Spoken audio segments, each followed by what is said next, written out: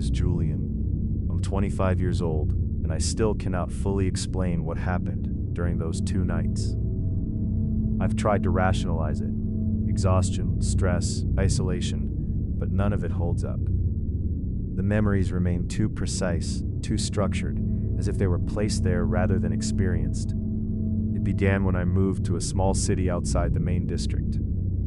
I had dropped out of university, and my savings were running out. I needed work, anything that would keep me afloat. Night security guard at a morgue.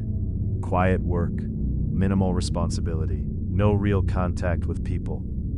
There was no company name, no explanation, just an address and a shift schedule. It felt less like a job offer and more like something already assigned to me. I applied anyway. The morgue was far outside the city, isolated by empty roads and fog. It didn't look abandoned. It looked maintained in a way that felt intentional, like absence itself was being preserved. Even before entering, I felt something was off. Not fear exactly, more like the sense that I was expected. I stood there for a few seconds before going inside. Martin was waiting at the entrance. He looked at me for a moment before speaking. "You're Julian," he said. "Yes," he nodded once. "You'll want to take this seriously," he added quietly. I didn't fully understand what he meant. Inside, the air shifted immediately. Cold, controlled, artificial. Like the temperature was being maintained with precision, rather than nature. The corridor stretched further than expected, repeating in sterile symmetry. Martin walked ahead. "This is the main section," he said. But nothing about it felt like something meant to be main. The security room was small. Monitors covered one wall, each showing empty corridors. Martin placed the keys on the desk. "You watch the cameras, check locks, that's it," he said. I looked at the screens. "Does anything ever happen here?" He paused for a moment. "Usually no," he said, "and that's the problem." He turned to leave. Before exiting, he added, "If you see something on the cameras and you think it's intruders or a break-in, call the police. Don't handle it yourself."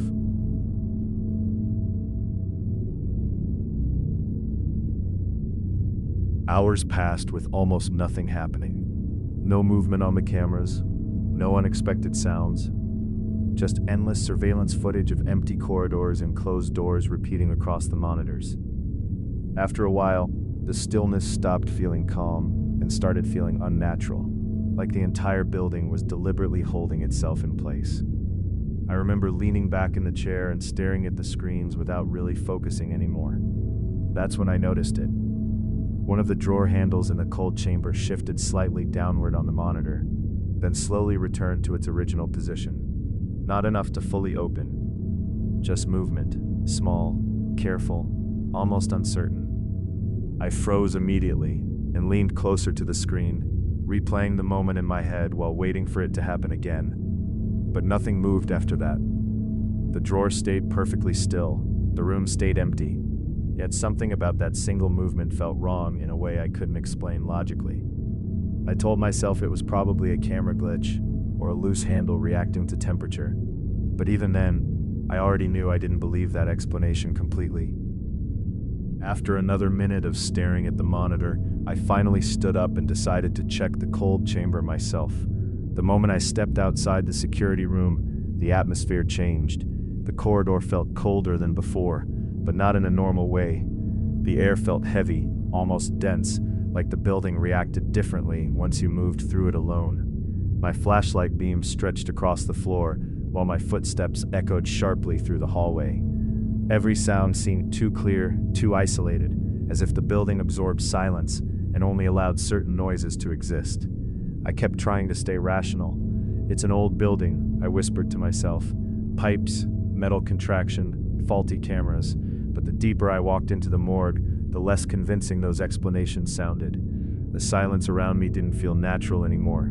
It felt organized, like the building wasn't empty, only quiet on purpose. By the time I reached the storage section, I could see my own breath in the freezing air, and somehow that made the corridor feel even more alive. The cold chamber was completely normal when I checked it. Every drawer was closed, no movement, no signs that anything had been touched recently. I stood there for a few seconds longer, shining my flashlight across the metal compartments, while trying to convince myself I had imagined the movement on the monitor. When my shift finally ended, I drove home just before sunrise. Normally, returning to my apartment after work felt relaxing, but that morning, the silence inside reminded me too much of the morgue. I tried distracting myself, but the feeling wouldn't leave. It no longer felt like I had simply seen something strange on the cameras. It felt like something had noticed me too. Martin was different the second night. Not nervous exactly, more restrained, like he was choosing every word carefully before saying it out loud. When he handed me coffee, he avoided eye contact completely. He looked exhausted in a way that went beyond lack of sleep. "If something feels wrong tonight," he said quietly, "don't go looking for it. Just leave it alone." I tried to joke about it, mostly to make the atmosphere feel less uncomfortable. "You really think something's gonna happen in here?" Martin finally looked at me then. Not irritated, not afraid, just tired. "If you see something on the cameras," he said, "and you think it's intruders or somebody breaking in, call the police immediately. Don't try to deal with it yourself." I nodded, expecting him to say more, but instead he grabbed his coat and paused at the doorway. Then, without turning around, he added, "Some things in this building are easier to survive if you pretend you never saw them." I don't remember falling asleep. One moment I was staring at the monitors, and the next, I woke up suddenly at the desk, with my heart already racing for reasons I couldn't explain. The room looked unchanged, but the atmosphere felt completely different. The silence was heavier now, concentrated somehow, like the building had become aware that I was alone. Most of the screens still showed empty corridors, except one, a live feed from the cold chamber. I stared at it for several seconds before my brain fully processed what I was seeing. One of the drawers was open, completely open. Darkness filled the inside of the compartment, like the camera itself couldn't fully capture it. I stood up immediately, unable to look away from the screen. This time there was no explanation that felt believable anymore. I grabbed my flashlight and stepped into the corridor again.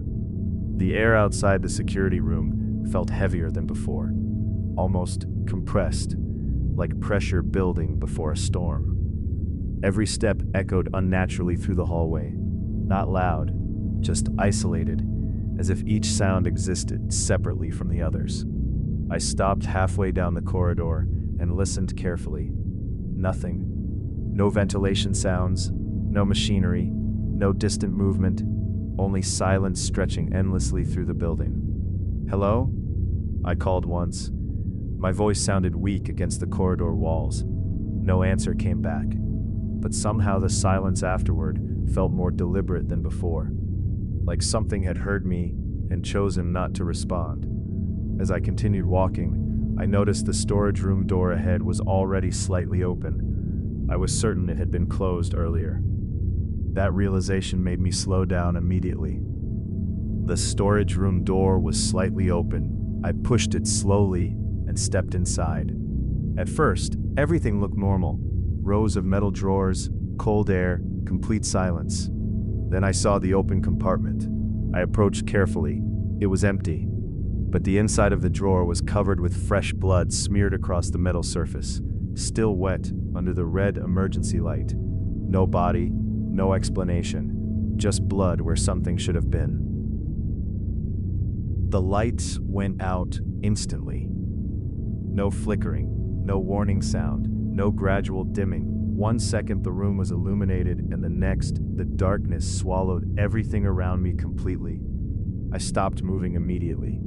For several seconds, the morgue felt endless in the dark. Then the emergency lighting activated. Dim red light flooded the corridor and transformed the building into something unfamiliar. The walls looked darker, longer. The shadows stretched unnaturally across the floor and ceiling. And under that red light, the morgue no longer felt empty. It felt occupied. Not by movement, by presence, like something had entered the building without ever opening a door. At the end of the corridor, something stood motionless beneath the red emergency light. At first, my brain tried to interpret it as a person. The shape was human enough for that instinct to happen automatically. But the longer I looked at it, the more wrong it became. It was too tall. Its arms hung too low beside its body, almost reaching its knees. The posture looked unstable, like it had learned how humans stand by imitation rather than instinct. For several seconds, neither of us moved. The figure simply remained there in silence, partially hidden by darkness and red light. Then its head tilted slightly to one side. Not curious, not confused, more like recognition. And in that moment, I understood something horrifying. It already knew I could see it. I ran without thinking. The flashlight shook violently in my hand, while my footsteps echoed through the corridor behind me. Somewhere in the darkness, I could hear movement following me, faster now. I reached the security office and slammed the door shut behind me. My hands barely worked while locking it. Almost immediately, something hit the other side of the door. Heavy impacts shook the frame while loud scratching sounds dragged across the metal surface, like claws, scraping slowly against it from the hallway. The door bent slightly with every strike. I backed away in panic, staring at it while the thing outside kept hitting and scratching the door for several seconds. Then suddenly, everything stopped. No movement, no breathing, only silence. I stayed in the security office until morning. When Martin arrived, he immediately saw the damaged door and the scratch marks. Then he looked at me. "You saw something," he said quietly. I told him everything: the drawer, the blood, the figure, the door. He listened without interrupting. After a pause, he nodded. "I believe you," he said, "but the damage is already done. You need to leave this job." I left the morgue that morning and never came back. For days, I couldn't stop thinking about the morgue. One night, I opened my laptop and saw the news. Martin had been found dead in the security office. No forced entry, no suspect. The footage showed nothing unusual, only Martin, fighting something invisible. And now, sometimes at night, I still hear it.